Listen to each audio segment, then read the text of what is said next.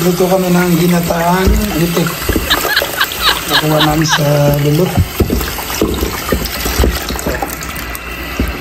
Ano natin yung kapampangan luto. Luto sa gata.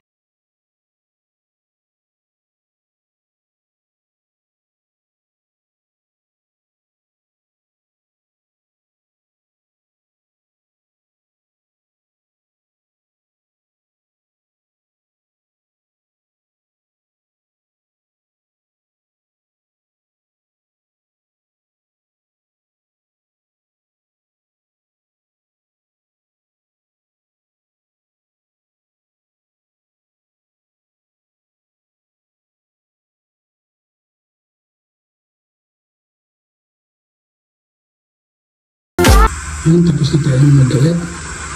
So, lagyan natin, pakilamin natin. Ang gata pa lang yan. Yan, nakahanas yung yummy, hawto.